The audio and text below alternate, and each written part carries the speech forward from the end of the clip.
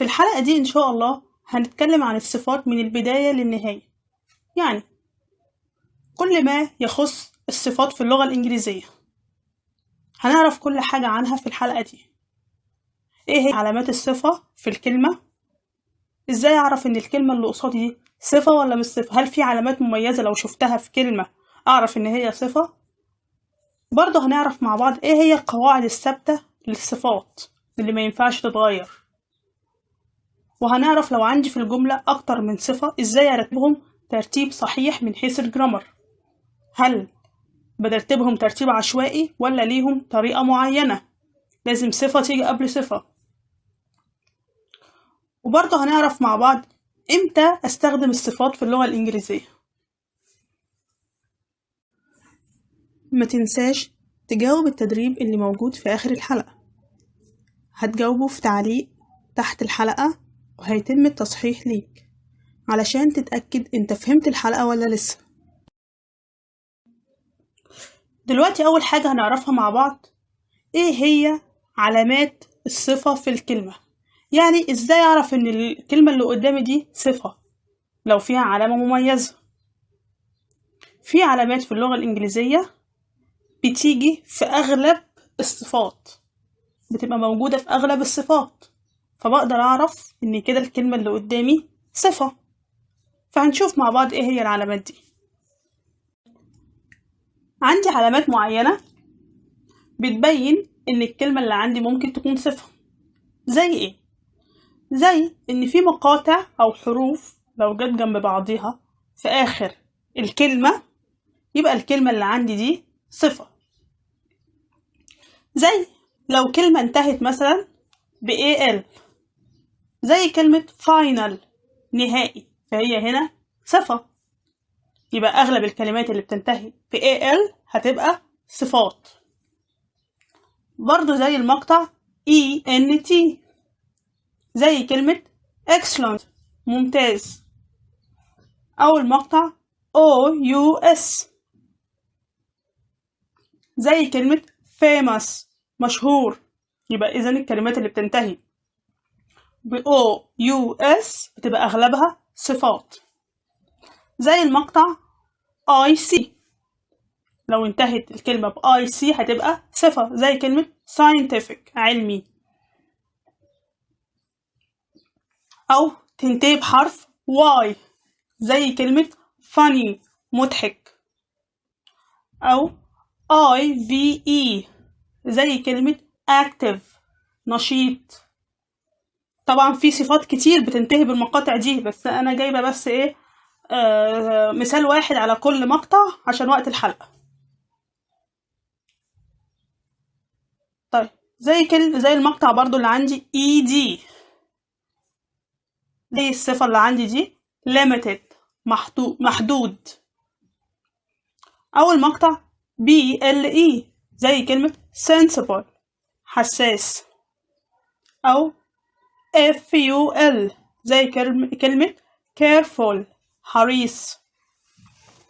أو لو انتهت الكلمة عندي ب AN برضه هتبقى صفة، زي كلمة German ألماني.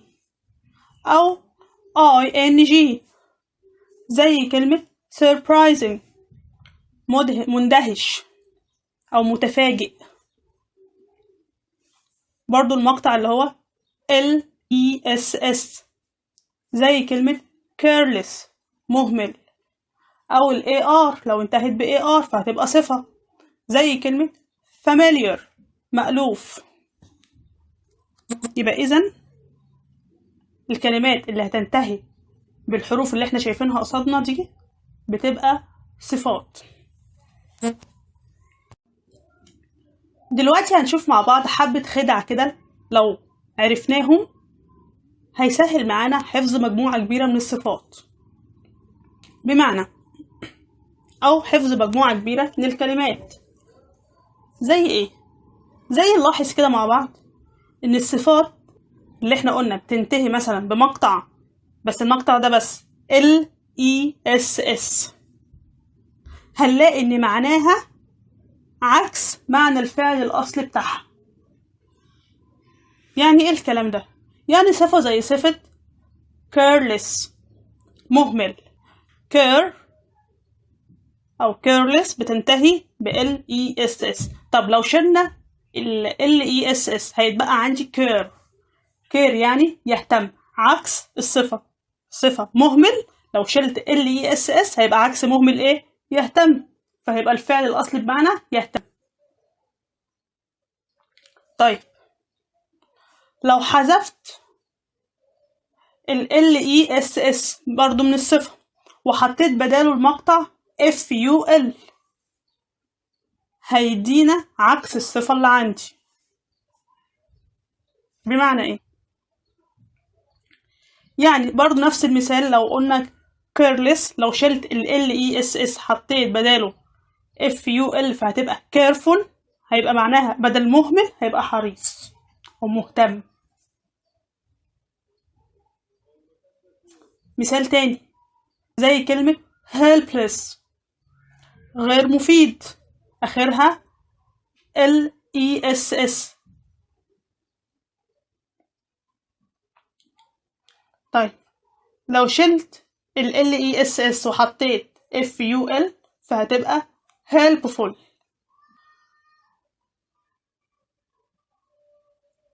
مفيد أو مساعد. helpless غير مساعد غير مفيد. طب لو شلت ال ful وال less هيبقى لي help اللي هو الفعل الأصلي اللي هو يساعد. طب مثال التاني زي useless عديم الجدوى، برضو غير مفيد أو عديم الجدوى غير نافع. لو شلت ال less وحطيت بداله ful هيديني عكس الصفة اللي هي عديم الجدوى أو غير نافع لنافع، هتبقى useful نافع.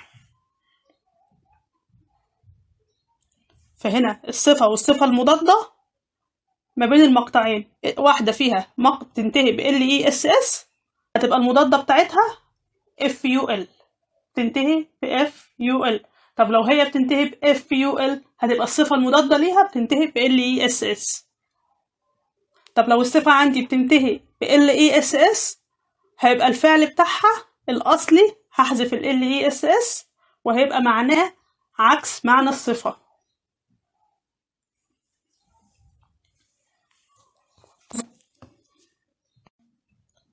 طيب ايه العلامات الموجودة عندي تاني؟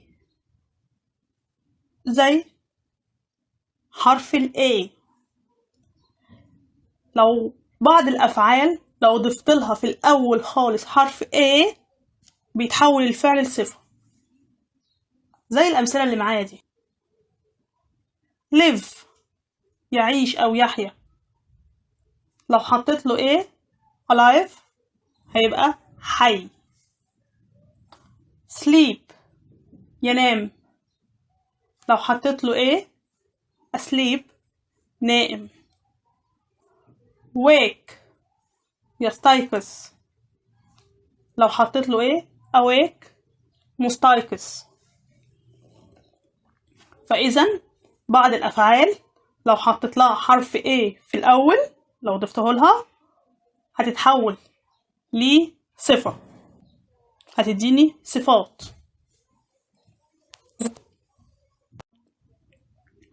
عندي بعض الصفات لو حبيت اجيب الصفة المضادة ليها بزود في الاول مقاطع معينة في اول الكلمة، في اول الصفة اللي عندي لو زودت لها المقطع ده هيديني المعنى المضاد على طول للصفة او المعنى العكسي للصفة. زي المقاطع دي اللي بتيجي في الاول بس، يعني بتيجي في اول الكلمة ما ينفعش تيجي في الاخر، لا بحطها في الاول. زي ايه؟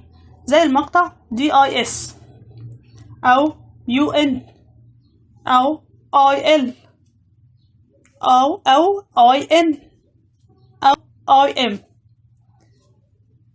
زي كلمة happy سعيد، لو عايزة اقول غير سعيد هضيف un فتبقى unhappy. طب كلمة legal قانوني، لو عايزة اقول غير قانوني هضيف، بص نلاحظ كده معايا أنا بضيف فين؟ في أول الصفة اللي عندي، في الأول مش في الآخر، فهتبقى هضيف لها IL، هتبقى illegal، غير قانوني. honest، أمين أو صادق. لو حبيت برضو أقول غير أمين هتبقى dishonest. خلي بالنا ان الاتش هنا silent مش بتتنطق، فبنطق على طول من أول حرف ال O. فإذا هنا في صفات، بعض الصفات لو حبيت أجيب الصفة المضادة ليها بحط لها مقاطع معينة في الأول، زي المقطع this on l n m.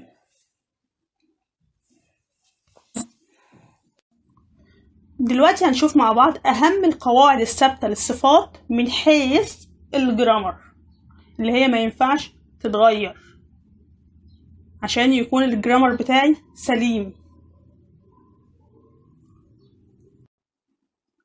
أول حاجة بالنسبة للصفات في الإنجليزي عندي ليها قواعد عامة. أيوة ساعات في صفات بتكون شاذة عن القواعد دي، لكن بنسبة 99% دي قواعد عامة على جميع الصفات. زي أول حاجة عندي إن الصفة تسبق الموصوف في اللغة الإنجليزية، يعني ما ينفعش أعمل زي العربي وأقول سيارة حمراء، لأ، في الإنجليزي بقول حمراء سيارة، بعكس، يعني بقول it is a red car، إنها سيارة حمراء. ما ينفعش نهائي أقول it is a car red، لا غلط، لازم الصفة قبل الموصوف، لازم الريد الأول بعد الكار، الصفة الأول وبعد كده الاسم اللي أنا بوصفه. عندي الصفة ممكن تيجي بعد أفعال معينة ومحطش بعدها اسم، يعني هكتفي إن أنا أحط الفعل وبعديه الصفة. زي إيه الأفعال دي؟ زي مثلا الفعل be، بيجي على طول بعديه الصفة. زي لما أجي أقول your appearance is good، مظهرك جيد، فهنا good هي الصفة. طب is هو الفعل be، فأنا حطيت هنا الفعل be بعديه الصفة على طول، ما حطيتش بعدها اسم أو حاجة، لأ، هنا وصفت. ففي حالة الوصف أنا بحط verb to be، لو هستخدم verb to be لوحده بحط على طول الصفة بعديه. زي أفعال إيه تاني؟ زي الفعل become، يعني يصبح. زي الفعل برضو sound أو look، get، turn، remain. مجموعة الأفعال دي بيجي بعدها الصفة، ما بتجيش قبلهم، لأ، تيجي بعدها. زي برضو المثال التاني your appearance looks good، هنا ملاحظين ان احنا حطينا الفيرب او الفعل looks بعديه على طول الصفة، ما حطيتش good الاول، قلت مثلا your appearance good looks، لأ، ما حطيتش اسم بعد الصفة، لأ، هي جت الفعل بعديه الصفة على طول. تاني حاجة لو عندي اسمين ورا بعض، اسم بعديه اسم، بيتعامل إن الاسم الأول معاملة الصفة، يعني كأنه صفة بالظبط. نشوف مثال موضح معانا الكلام ده. It is a phone card، إنه كارت تليفون.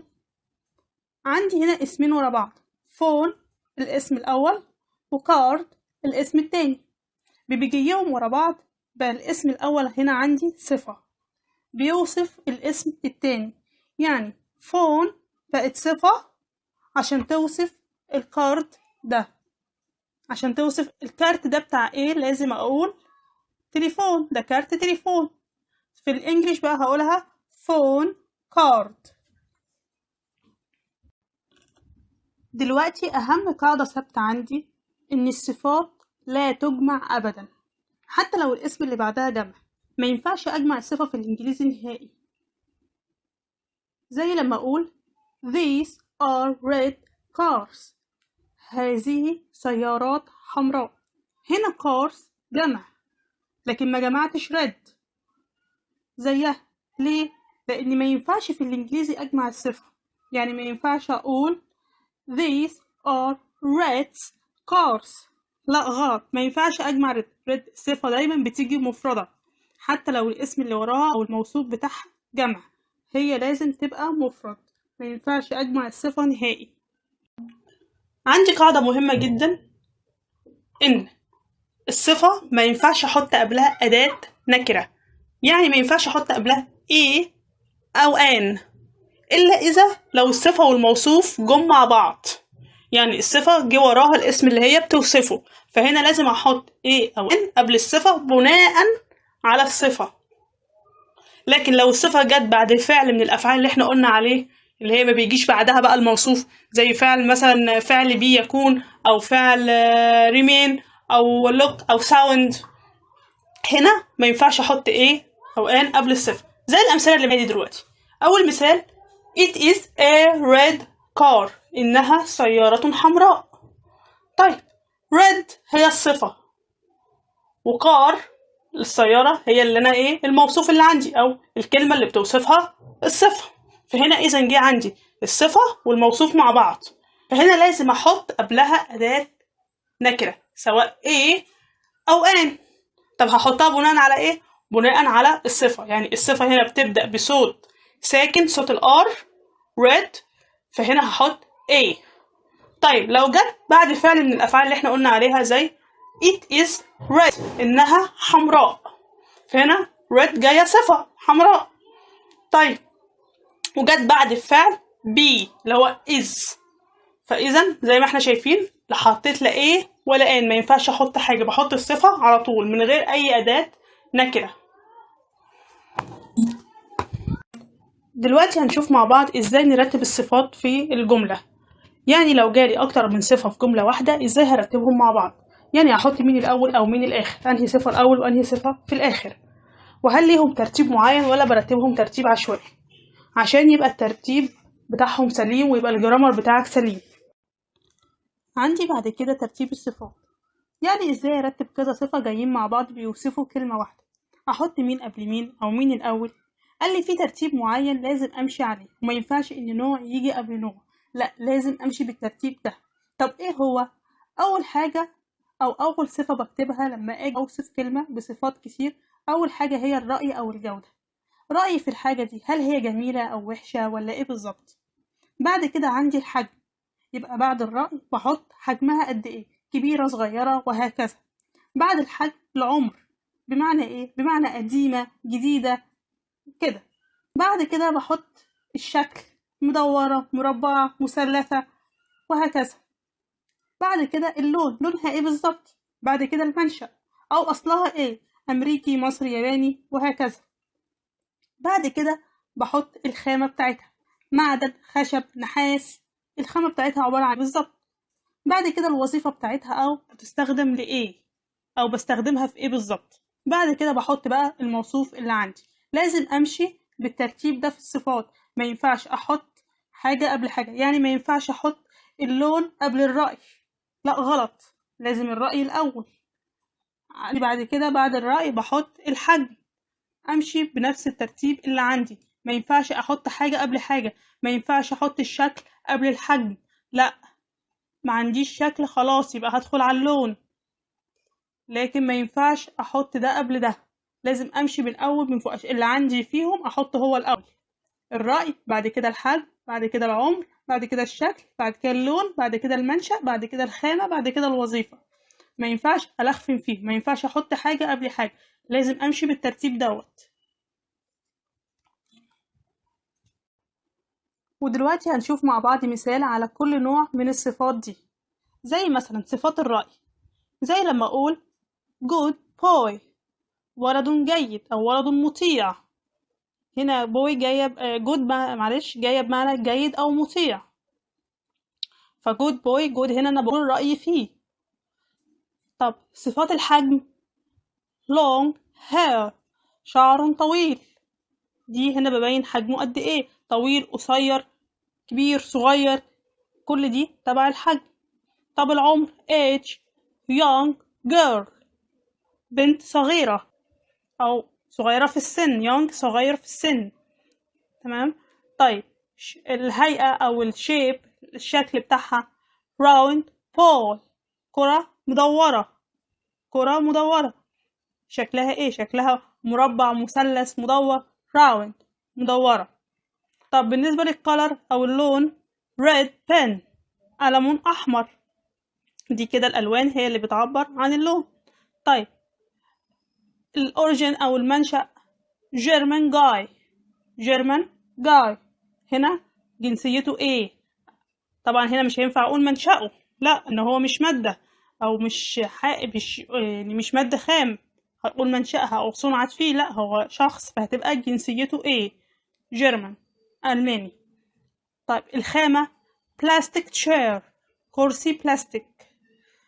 بقول هنا نوع، سواء خشب، معدن، نحاس، بلاستيك، الكلام ده كله.